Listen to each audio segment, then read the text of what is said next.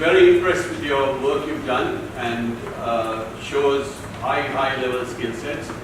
But my observation is that, I mean, you're locked into a conventional mindset and there's a lack of strategic thinking. Now, if you project 20 years ahead and you look at the way technology is going in the power sector, you've heard of the term distributed generation, disruptive technologies, and so on, and the way prices are coming down on solar, wind, battery storage, prices are coming down.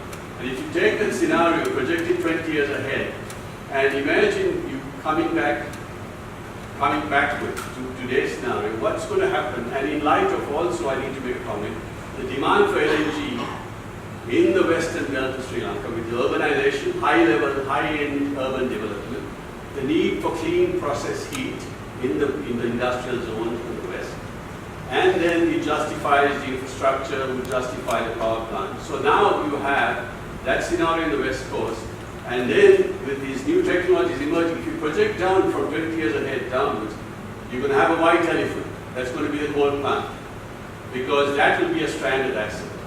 And I think you're using, there's only room for, if there's going to be additional fossil fuel, it will have to be LNG, because LNG is going to serve the urban need and the process industries. And I think you're not putting much weightage into the radical development of the technology of wind, solar, sensor-based stuff, and the battery storage. And that has to be factored in your analysis for the future. Thank you.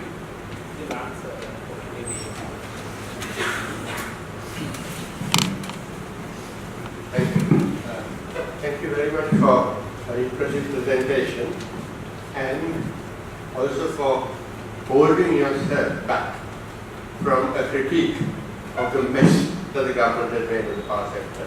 I suppose as a public servant, that you can't speak very openly about what all of us know. But I'll come to that in a moment. I'm afraid I disagree with this gentleman.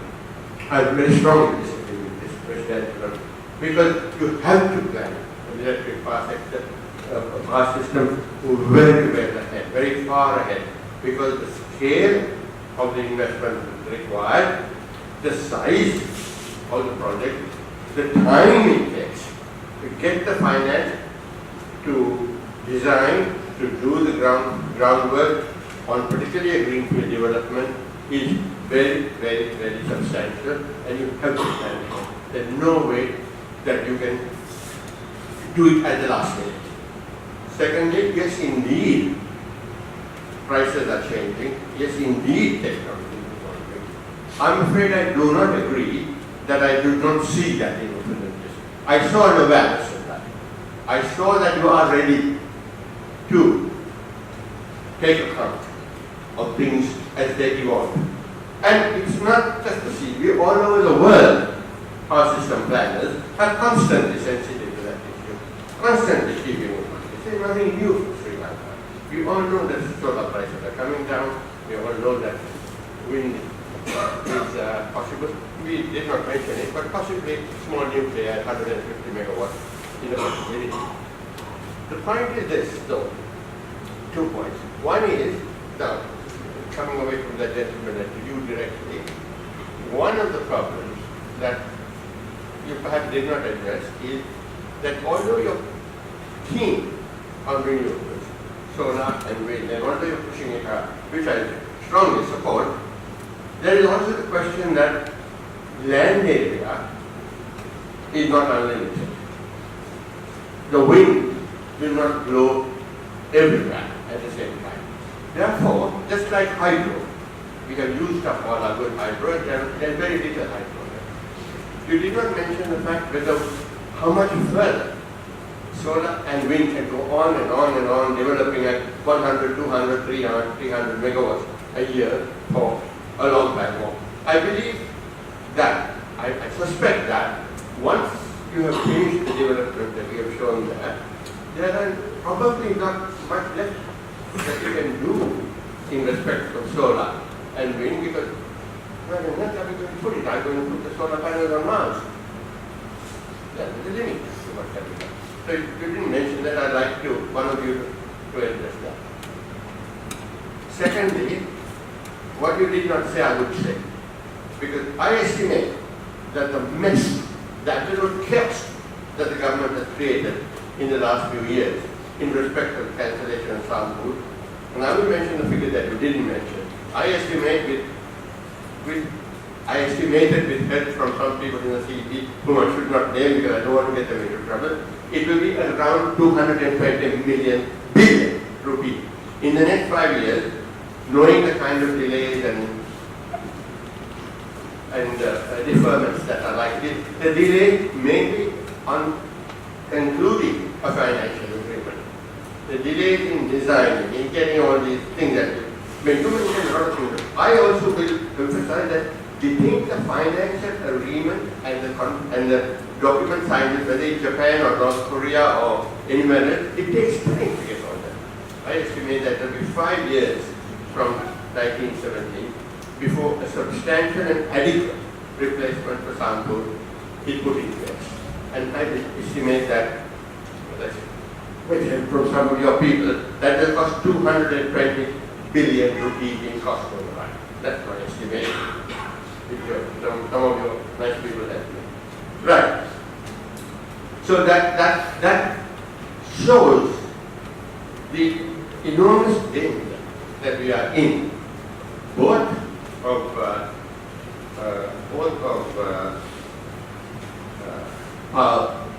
cost overrun and both of cost overrun and of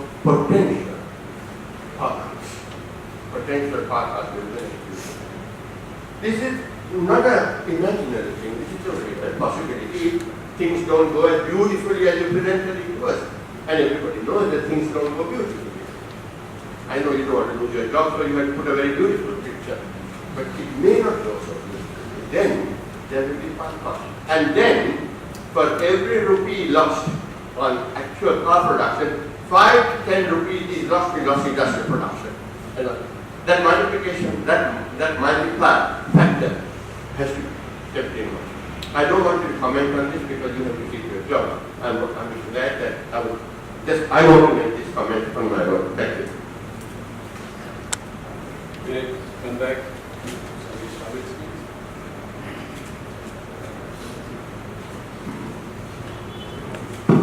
No.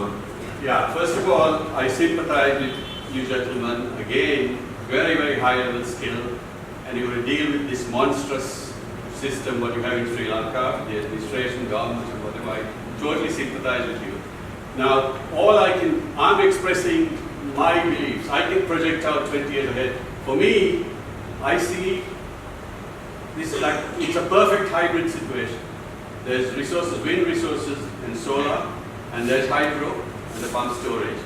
There's going to be the LNG because of high-end urban development demand and the process heat requirement, and therefore you can use the infrastructure also to develop power.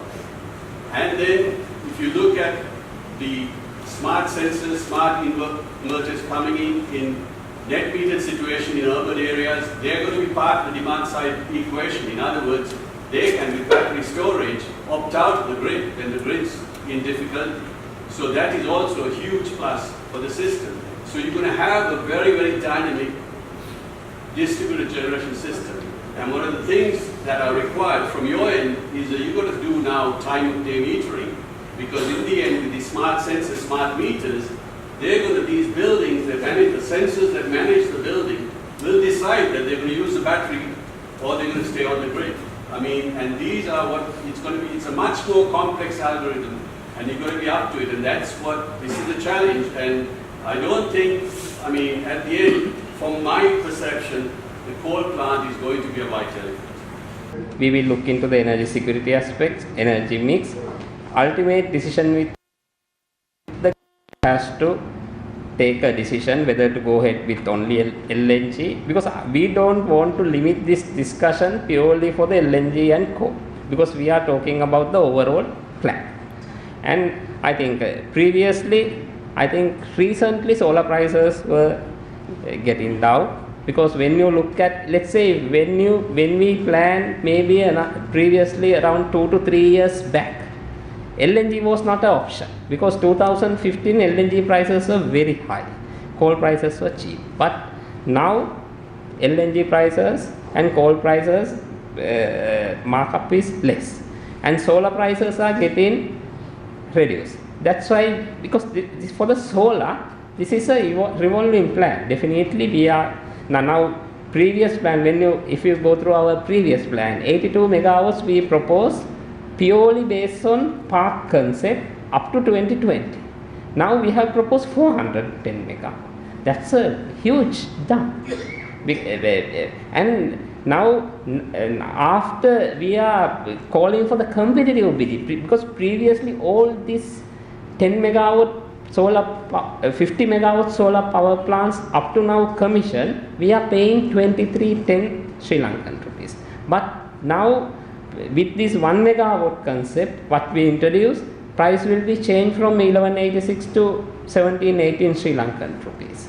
Because actually we are going ahead with renewable energy development, solar and wind. Okay, and rooftop, we have no limitation on the battery systems, but up to now we didn't see, because actually we have given 82 megawatts for I think SBPA sign for the solar power plants, 50 for PV and another 30 with battery. Up to now no one has developed those things, because still developers, they think cost is high. Okay, it's open, because actually now we think it's better as a CB, as a utility, we should install that infrastructure, battery, because maybe when we go for this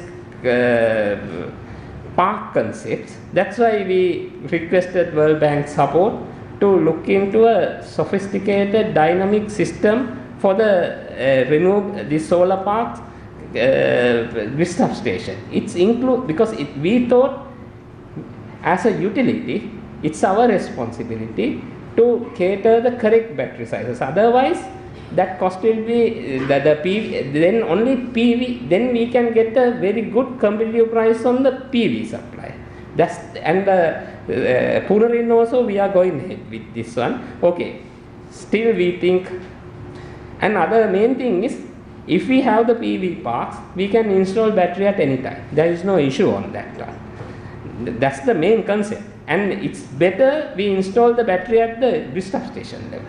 Okay, rooftop with battery is a different story, because we want to keep that thing, because we think now after rooftop scheme, we will review the whole aspects, because we have to look into the distribution part, because here we are purely looking at our transmission network, because we have to look into the distribution network aspect also, because there are some harmonics, so many technical aspects we have to look into. Because of that, we requested our ministry, this is not to stop, because we want to improve and go ahead with this development. And LNG, there was a separate issue, because CEB point of view, we need the gas. We are looking at gas delivered at power plant, because that's our duty is to cater the power, whether it's diesel or LNG, whatever because all these power plants are dual fuel, we can run on diesel. But if we have the LNG facility, there is a separate institute called PRDS. They have to look into all the aspects, and they have to bring the gas, because bringing gas is not CB's duty. That's why I think government clearly identified that one. Problem is, and also government has to change all these existing laws, because all our act still says petroleum products, because government has to change those things. It will take time. And other main thing is, normally these industries, they will use as CNG, because we know that there are some apartments, some buildings, they are having these CNG things. They expect government will bring the gas. Definitely, we also prefer if someone is not passing all the terminal cost or FSRU cost to the CEB. We are every time telling, look into the other sectors.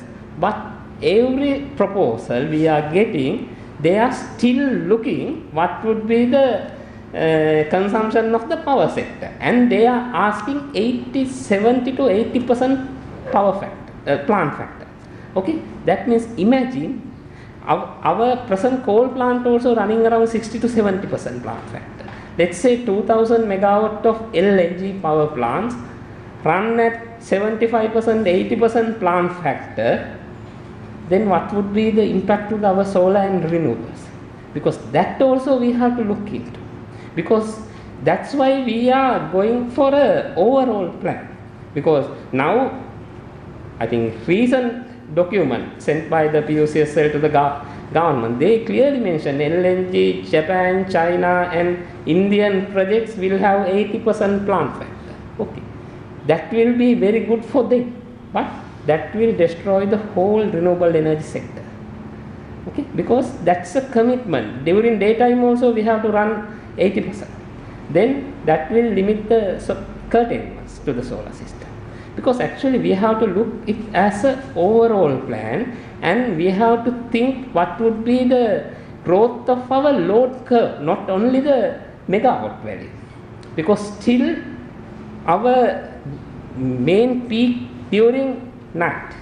But I think if you follow our long-term generation plan, now our day peak, and previously our day peak and night peak had around 400, 500 megawatt difference. Now it's around 200 megawatt difference. We expect after 2025 that will be in line, and maybe 2030 that will exceed the day peak. Then that's the ideal time to solar to play a major role.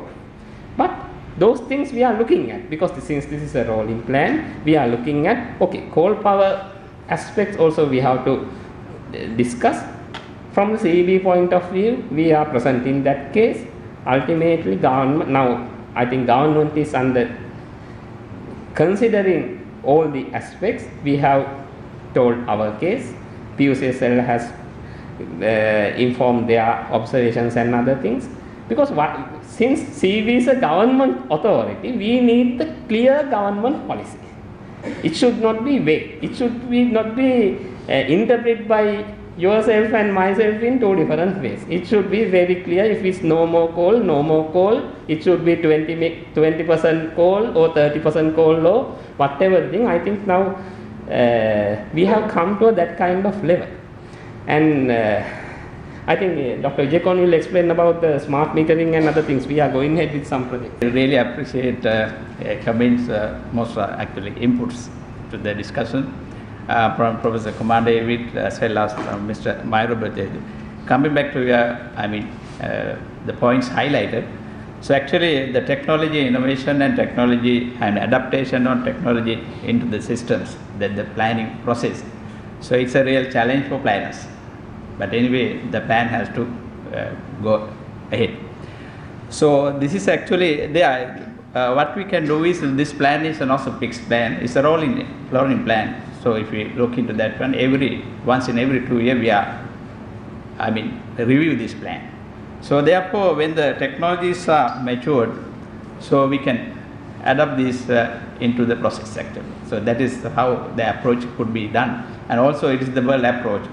So if you look into this solar and wind development in the past, so like Buddhika told, so we have opened, about 100 megawatt given license to the development of solar power. So until 2015 or 2014-15, so nobody has come up to develop even 10 megawatt or even 1 megawatt power plant, the solar power plant.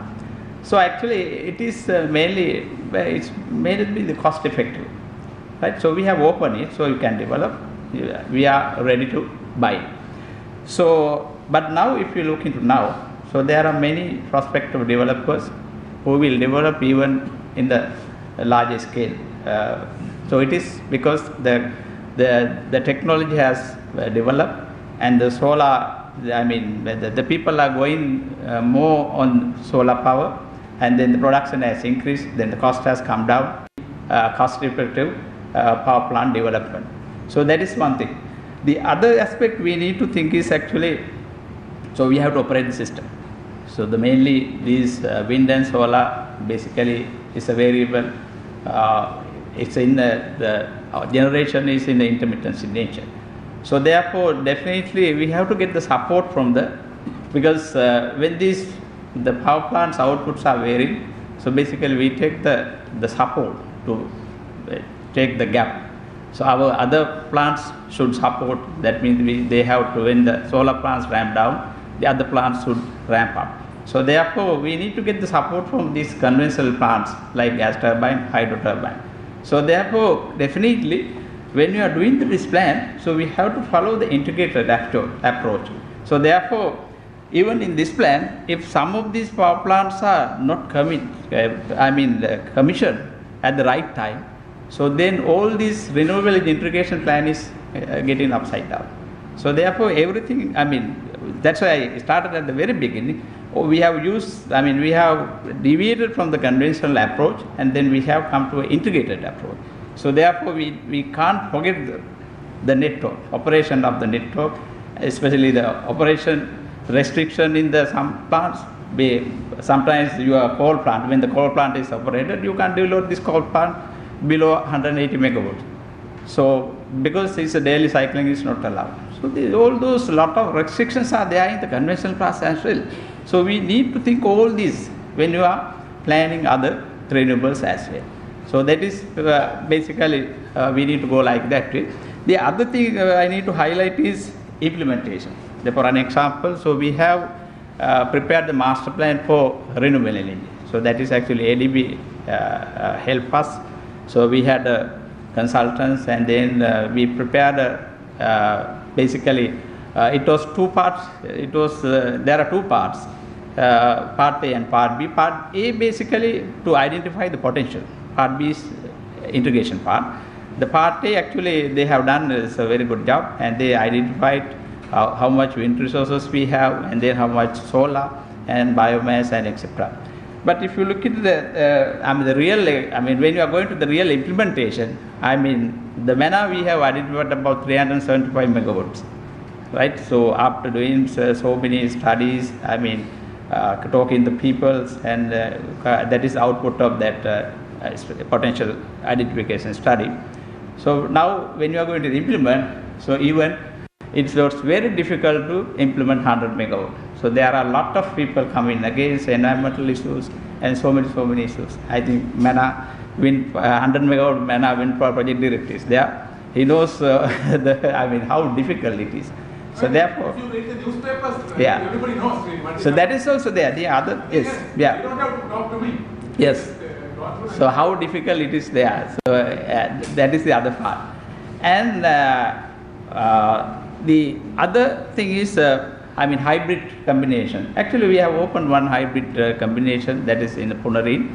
So we are going to develop 100 megawatt solar and 170 megawatt wind in the Punareen area. So what is now is when you are going to implement, there are so many constraints. So now the people know that there are so many developers having, and when you go to the site, there are no people. But when you are going to develop the site, there are so many people coming and then making some agitation against this. So therefore, we need to think on all these all these. When you are going to implement, make it delays. What is happening is finally there is a shortage in the capacity, because what we are doing is in the integration, not like in the past, we have taken the capacity from this renewable energy power plants, that means wind and solar. So therefore, delaying in this plant also, then we have to have some other stopgap measures. I think so that is little additions to your comments. If you have some other questions. I totally agree with you. I sympathize with you. The other thing is very important that when you are looking at the renewable resource like solar and wind, it's important that these zones be identified and earmarked for wind and solar development. So that taking land and then exploiting you and claiming it. So that this is a very important thing, that the island should be zoned down for wind and solar. And the other thing is that it's important to know that in 10 to 15 years, there's going to be offshore wind in the Gulf of Mannar. And Gulf of Mannar is a docile pond. So the economics are far better for offshore wind in Gulf of Mannar than like the North Sea and so on. It's a calm zone. And then one question to you, I'm not an LNG expert. I don't know how the economics work when there's requirement for urban gas supply to the urban area, and then requirement for process industries, and then the benefit of having that for power as well. I don't know how they work out the economics of that, so I mean that's beyond my league. Shall I say something on this? Very recently, all of us went for some workshop organized by the World Bank at this hotel last month. And that I think what I understood from the discussion they had with World Bank consultants, who specially came to study Sri Lankan system, or I don't know what they came even, I just participated. I was not ignored for the organizing of that. What I understood was the demand in Sri Lanka was adequate to have an LNG, I don't know, some FSRU or something, I can't remember the term. But I understood the demand for electricity is not adequate at all. That's what I got, because I am not an energy expert. We have to promote industries to use of CNG. Problem is still majority of the industries they use biomass, because their main fuel is the biomass. They still think biomass is cheaper than. It's not clean. A lot of the industries can't handle biomass. That's a problem. Yeah, but we thought biomass is a clean fuel because No, that's no, the. no, in the terms of what is Yeah. Because government should give an incentive or some promotional scheme to change their boilers and other thing. And other main thing is the transportability of the gas.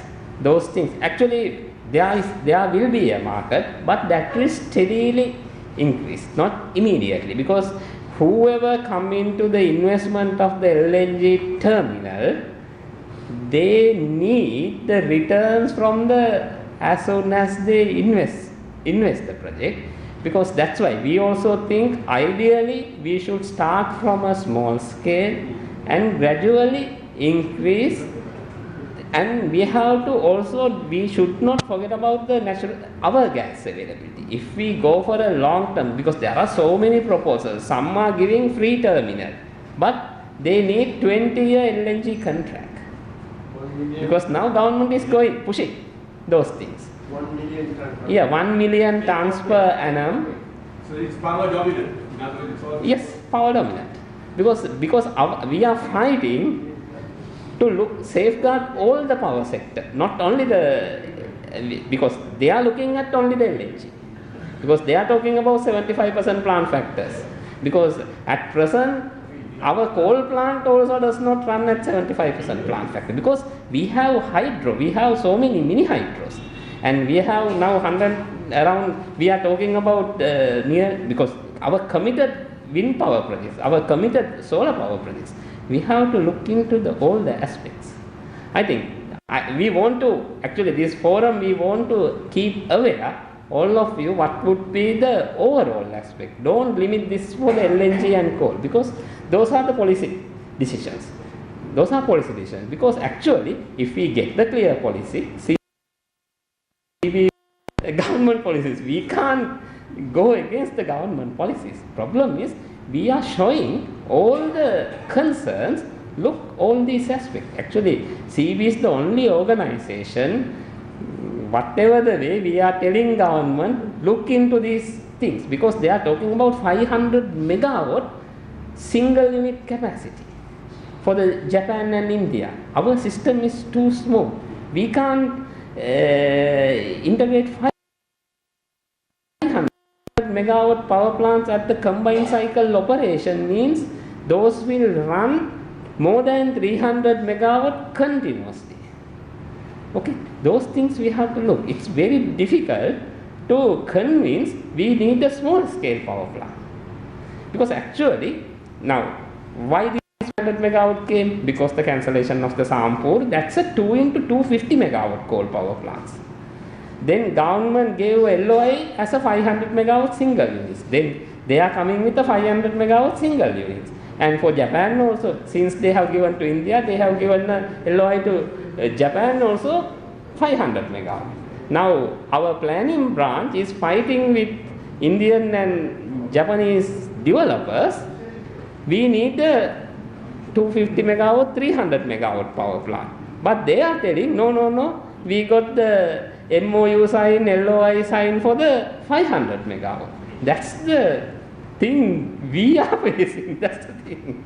Because it's not merely LNG or coal, that's the thing. Because we have to look into the whole future.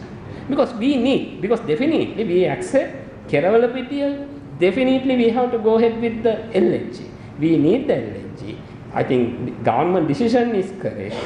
We have to build the LNG power plants, we have to bring the LNG, but it should be a phased development. And other main thing is the terminal contract. That because actually power plant contract may not the big issue. Pass through cost from the energy, fuel. That's we have to think. That if it's a take or pay contract, that will directly affect on the renewable. That's the main concern. Excuse me, my name is Damaru.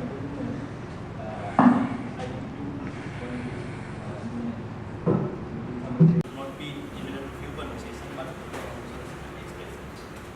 This IND is national contribution, which has been agreed upon this COP21 signatories. So at that agreement, we have as Sri Lanka 20% greenhouse gas emission reduction is agreed on that agreement. So what is my question is that this new plan has achieved more than, I mean, in 2030, as I can remember, that it will be having about 1,000 megawatt of wind and even solar. But I am having this INDC. It only says that up to until 2030, you are going to have only 540. Actually, yes. So also, I need to query from you because you have indirectly told that UCSL has not allowed to let's say that 5 or 6 years, recent 5 or 6 years, allowed to decrease the prices of this renewable. Now, of course, with the engineers' involvement, this plants has been come down. But is it actually least cost? I mean, that is what my question is. You are putting much more renewable than the agreement. So, renewable energy integration plan, definitely we are deviating from the least cost principles. And our main objective is we have to look into two aspects. That means we have to reduce the CO2 emissions. If we are proposing, because I clearly told there are global externalities we have to look into.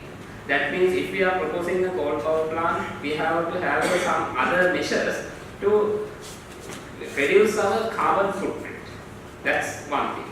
Okay. INDC was signed based on our previous plan. That means 2013-2032 plan. That is purely a coal-based power plant and power plant schedule and very limited renewable energy integration.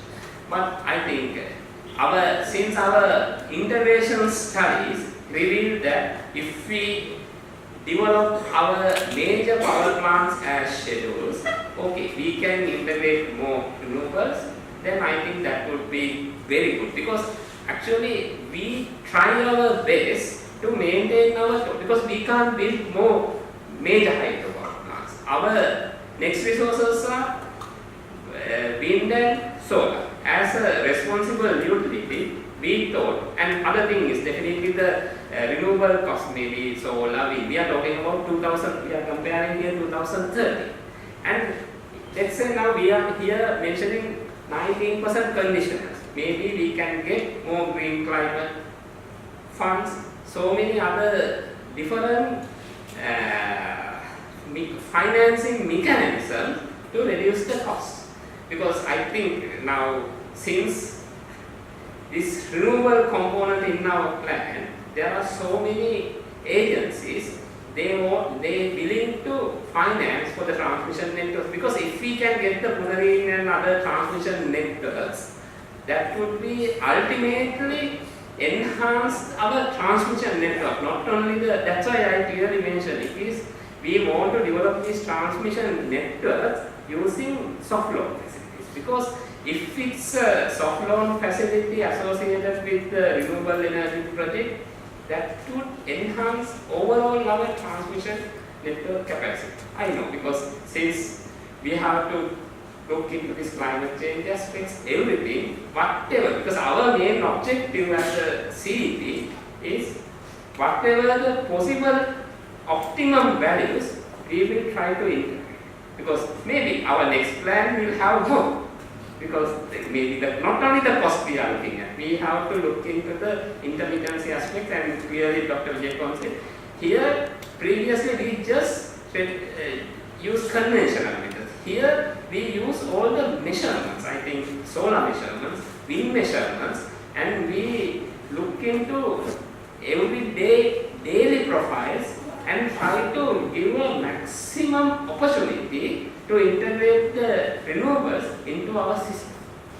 Because actually, whatever the things we try to integrate renewable is much more than looking at for the coal and LNG, because that's a challenging from the engineering point. That's the thing. Yeah, I should comment on the intermittency. I mean, today, even in Pakistan and India, there's a requirement for advanced forecasting. And there are services offered, they can be updated with 15 minutes up to a month ahead. And so the advanced forecasting is there, and then the storage, you have wind and solar hybrid with battery. I mean, it's happening on streets. That's also technology that's coming in. So it's going to be very soft and kind on the grid as the years go along. Yes, definitely. We will go ahead for that kind of things, maybe with the cost. I think this is our first drastic step we have taken to this renewable sector. Because that's why I told, previously in our age we may integrate only 35 megawatt. Now we are talking about 150 megawatt per year. Because God, it will go exponentially, not linear. okay, thank you. Can I ask a different question now? You mentioned port city. Yeah. A port city, the requirement of the port city is supposed to be about 300 megawatts you are projecting. Okay, I think that is a huge amount. Now, should CB take that into consideration in the standard plan? I think that has to be a separate thing, and I think, see, my personal case is that CB should have put the foot and told them, look here, you produce your own energy under our supervision. Because no point, sacrificing the taxpayers' money and the general public money of the general public, for developing a particular project for that amount of energy for a particular project. Don't you think that should be the case in this scenario? Yeah, we also prefer that option, but if we look into the port city agreements, so the government agreement is to give the power to the doorstep. So therefore we have to develop all the infrastructure. So true. Cannot the CB tell even the government now? Probably when it was signed, government didn't have the flexibility that they were having now, because it was done without any public institute involvement of any public institution, and that is the truth. Not even the Coast Conservation Department knew about it. So I mean, you and I cannot even remove a stone from the shore without Coast Conservation. But this has been approved without anybody's knowledge. But at least it is time for us to correct it, isn't it? So I think as a government organization, CB can't do that because CB is the utility, government-owned utility. So but if you show them the thing is now. No, we as an engineers, we have shown that huge amount of energy is needed. Frankly speaking, we have specifically mentioned all those kind of things.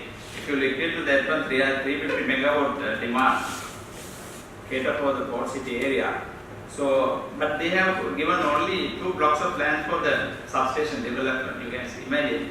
So the demand for one substation is about 170 megawatts, 75 megawatts. So then we have an issue of what is the voltage level that we can go.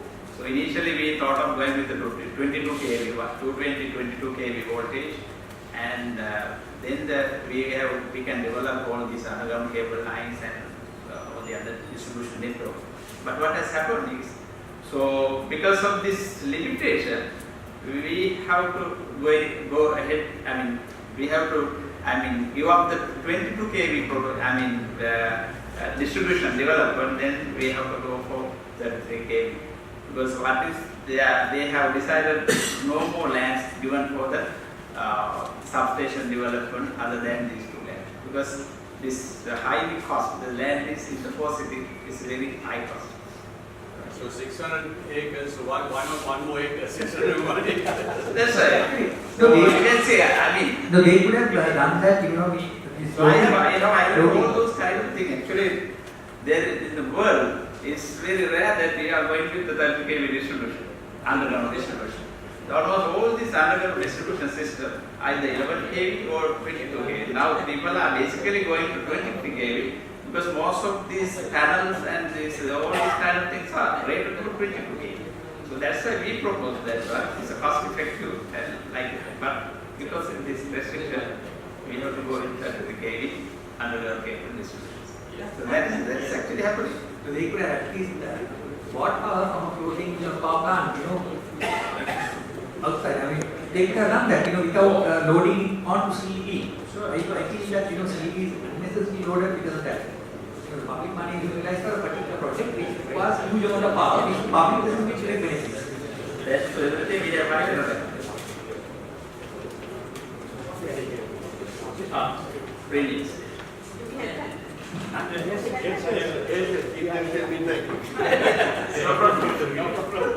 Anyway, first of all, thank you very much, Dr. Wijekoon, for your presentation. And well, I actually appreciate CB because that is the only sector thus far who has given natural gas utilization plan, not any other sector thus far.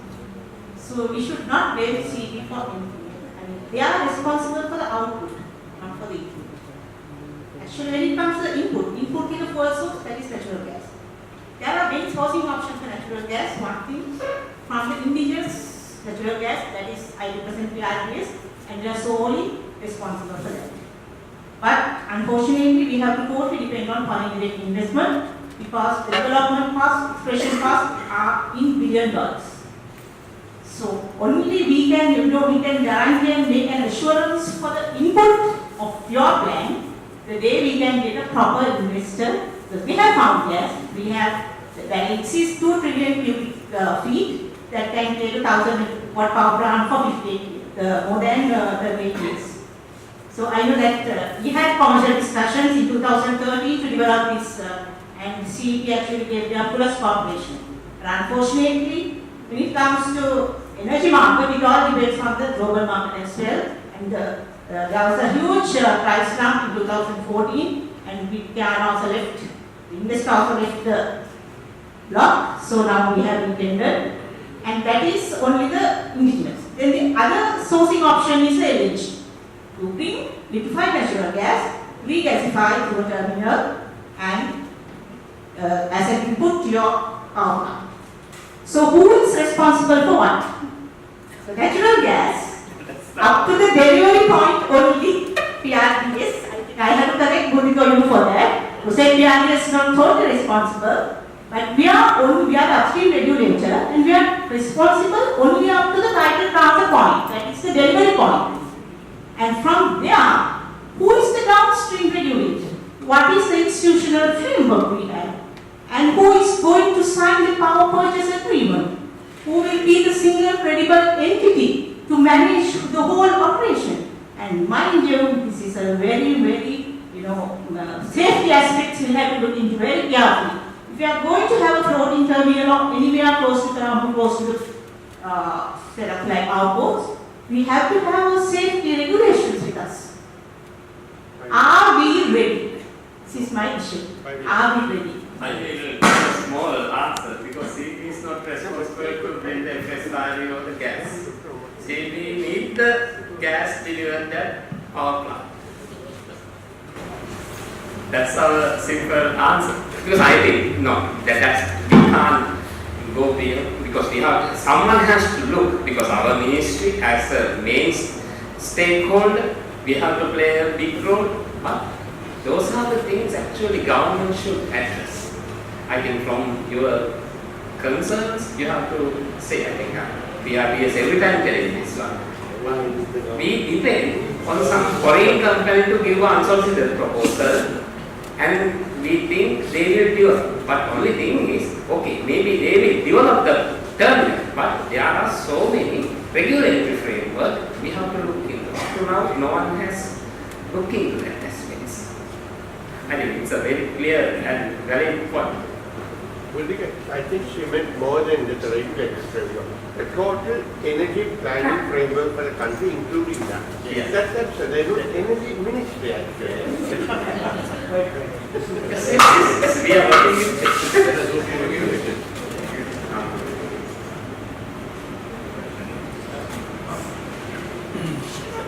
My last line is a question and a comment, but I don't know. You are the comment. Because we actually mentioned, no mention about the possibility of use of super capacitors for storage. Several countries have tried it successfully. The other thing is, I don't know whether you are aware that there are some guys in Russia are trying this storage of static electricity. That's Tesla's famous experiment, which was completely pushed by J.P. Morgan. They are trying that. The third is what's called wave energy. There are some products also available. I don't know whether these, but in general, observing the comments you made, I am from the telecommunication. We had the identical problem in the telecom. And what we did was, in order to convince the government, I don't know whether you could do this, we allowed the network to fail. To fail. They have to fail. They also will have That's what they're going to do. No, but that's not like When your part has been next 5 years. I'm not going to give my name back because but we don't do. What happened was, let me tell you, just like yours, every plan, every proposal, and every tender we put up was held. Natural. And the networks getting overloaded. We had automatic call regulation. The politicians wanted priority. They wanted to be exempted. So the only way to send the message was allow the network to fail. It was very simple. I was not failed. Within 15 minutes, the whole country failed. Network failed, right? And the interdiction notice was issued on day, but they had destroyed. And then they appointed a committee to investigate the reform of the sector. So they take a while after Kerala, my teacher, the economic committee, and we came out with the proposal to liberalize. Now before that, I told one of the engineers, I don't know whether you know, one Mr. Dixon Samarasekara. When he gave telecom department $20 million to develop the Mahaveli network, and he told us to take out against it, I said, Dixon, don't do this. I will give you a license. That time, the telecom department or the regulator give you a license, you run your own network and you can add value at your network and you can actually use some of your capacity. But he didn't want to do it. You also made a very important point about privatizing the transmission. I fully agree, it should end up like the British rail track being privatized. But there's slight difference. Transmission network could also be privatized, but most importantly, the point of interconnection. No, I didn't mention the privatizing of the transmission network. I told you should not do that. You should not do that, but I'm telling you, but there is confusion. No, there is confusion. Actually, I'll tell you, the most important thing is point of interconnection. Point of interconnection is the public good. Now, this is where World Bank was messed up. You see, they said interconnection to bilateral. And we had a lot of problems in the telecom. Why bilateral? Because in the good old days, country networks a monopoly, and only point of interconnection was the international exchange. That interconnection was bilateral. So they extended the consent. But actually, interconnection is a public good. I mean, I had a lot of people convinced in this public good. And And once you make it a public good, I set up a similar network in Bangladesh, then anybody could come in public. And the one last comment is, I think decentralization is the best. If you look at internet is a collection of disparate networks interconnecting harmoniously, right? No rivalry, interconnection harmoniously. And if you look at the technology that are coming up, I think I would tend to agree with the gentleman. Distribution network, because I don't want to generalize, but networking features are not only common to telecom. It occurs in all the sectors, even in economy. Distribution is the most important thing. And I think if you look into this static electricity, supercapacitors, and solar which is sensitive to what you call infrared. Okay, I think thank you for valuable comments. Whatever these points we will consider when we are preparing our next plans. And our new technologies, actually Sustainable Energy Authority, having a responsibility for this wave energy and other things, we are open for any pilot projects, but to go as a mass scale, we have to look into all these aspects, and batteries, all the other technologies, that will definitely we will keep it open. This is not close, it's every time dynamically we want to change. So it is my duty to deliver the vote of thanks. Before that, there's an important thing to do. Let me please invite Engineer Roshan De Silva, Secretary of Electrical, Electronic and Telecommunication Engineering Sectional Committee, to present the token of appreciation to Engineer Dr. Wijekoon Banda and Engineer Samarasekara on behalf of IESL in order to value their presence here today.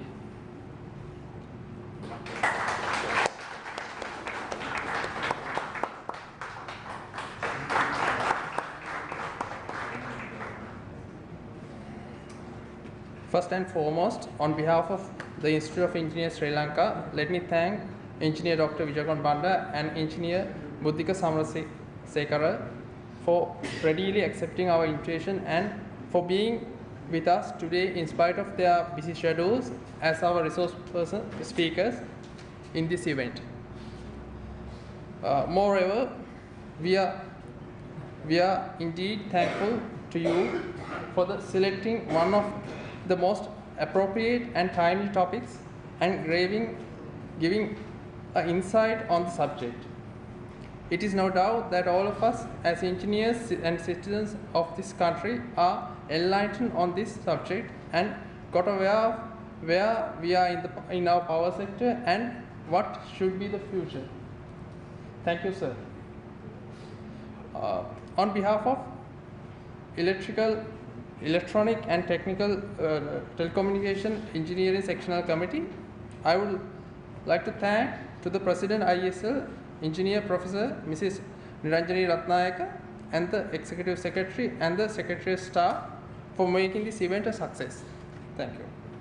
Finally, ladies and gentlemen, let me thank past presidents, council members, and every one of you for taking your time to be here with us to participate in this event and making this event a success. Thank you and good night.